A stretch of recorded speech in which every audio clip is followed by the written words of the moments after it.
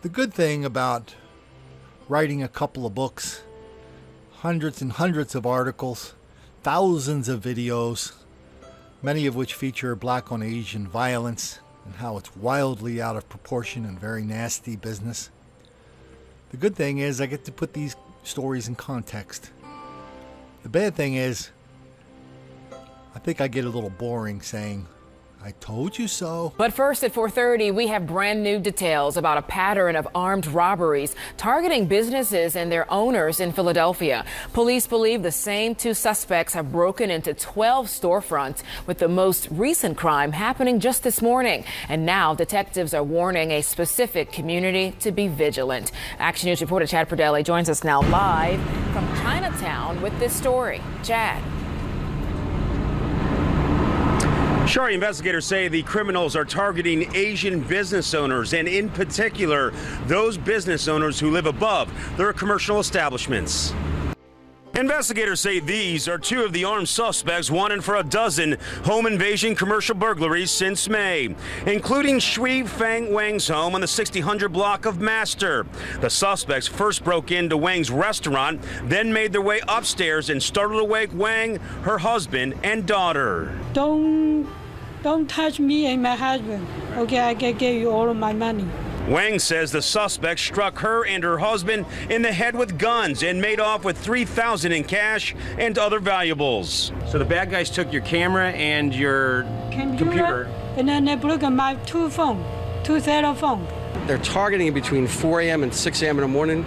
The only one that's, of the 12, there's only one that happened at 3 o'clock in the afternoon. Roughly 150 people gathered in Chinatown today to be briefed by police. Investigators believe there are as many as 4 suspects. One has a distinctive tattoo on the back of his neck that may say Felicia.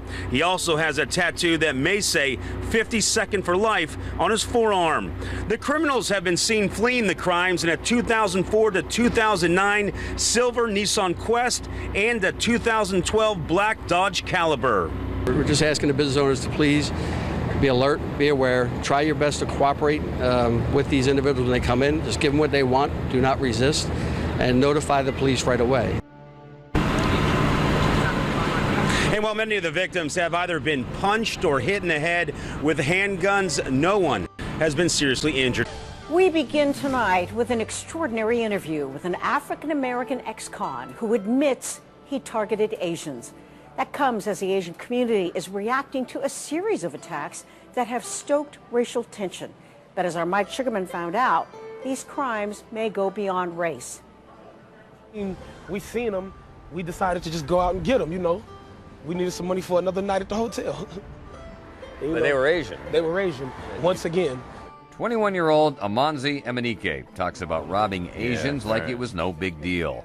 During his teen years, it wasn't.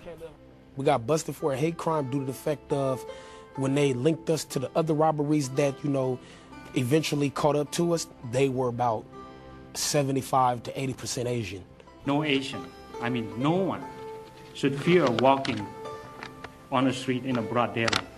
But they should have during Amanzi's reign of terror, which ended with his arrest in 2007 at the age of 17.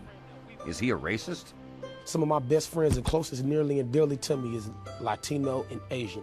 I got Asian friends that I'll die for. I got Latino friends that I'll die for. But Anansi did target Asians because of the perception that they wouldn't fight back, wouldn't go to police because of a language barrier. We would go somewhere where we know a lot of Asians carry a lot of money, like for a good example, Stonestown. That was a place where we know a lot of Asians came out that mall spending lots of money, so we knew they had something. What the Eco Center is like this indoor classroom where people... Munzi has cleaned up his act after spending time in prison. He's now a video producer at the news agency Youth Outlook, and he offers a unique view of the high-profile black-on-Asian crime recently. A killing in Oakland, attack on a Muni platform, beating of an elderly man. It makes sense why they would say it was for racial reasons and why they would blow it up to be a racial reason now. It makes a lot of sense. Well, race did play a part in Amanzi's robberies. His victims were targeted because of race. But for specific reasons, they presented for him a crime of opportunity. We obviously can't tell you about all such crimes, but it does offer a different perspective to the debate. San Francisco's police chief will hold a town meeting tomorrow to talk more about the problems. Really? Because what's the bottom line after talking to him, do you think? Well, I really do think it was crimes of opportunity, but it was a racial crime because he was targeting Asians, because he had this perception that they had a lot of money and wouldn't go to police. And they'd be an easy target. And they would be an easy target, just as Latinos, too, would not go to police. So there's part of the lesson right there. Yes. We've both felt the sting of those daily slights throughout our entire lives. The folks who cross the street in fear of their safety. 1 in 3 African American men, if the trends that we see today continue, will spend some time in jail or prison. That is absolutely unacceptable. There is no justification for it. There is no excuse for it. And I love the way at the beginning of the story how the anchor, Sherry Williams, talks about how a specific community is being targeted.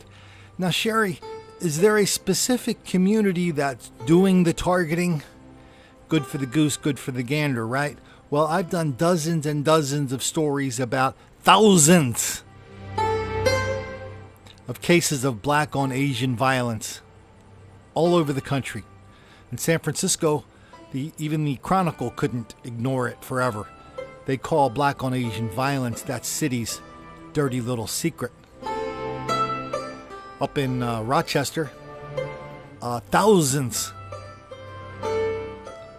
of Asian immigrants from Nepal and Burma were victims of black violence over a couple of year period from the minute they stepped off the plane. I went to Boston once to do an interview with an Asian journalist.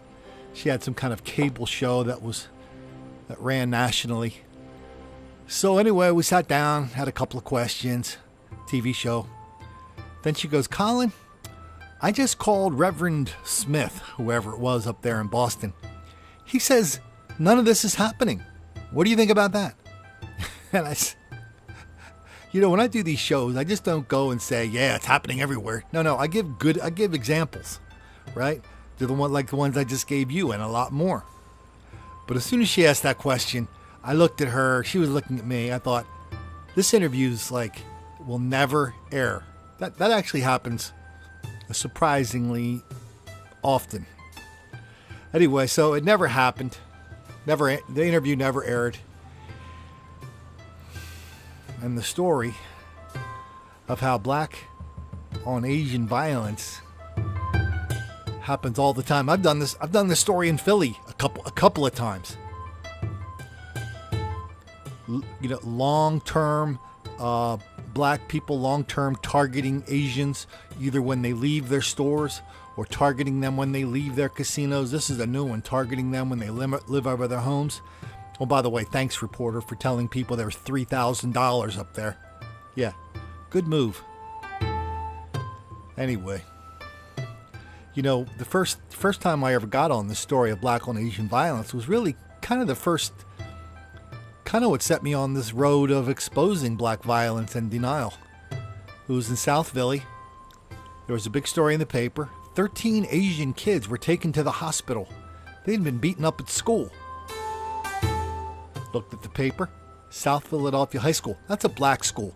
Turns out the Asian students in that school have been beaten and terrorized for years.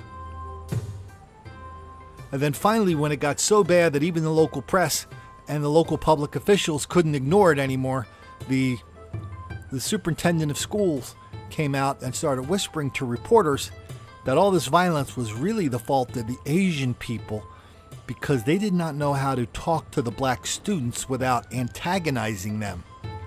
That's in White Girl Bleed a lot, and that's one of the worst stories I've ever heard in my whole damn life. It's a story about the Asian kids who suffered an enormous amount of violence, harassment, taunting, threats, all because they didn't know. Don't make the black kids angry.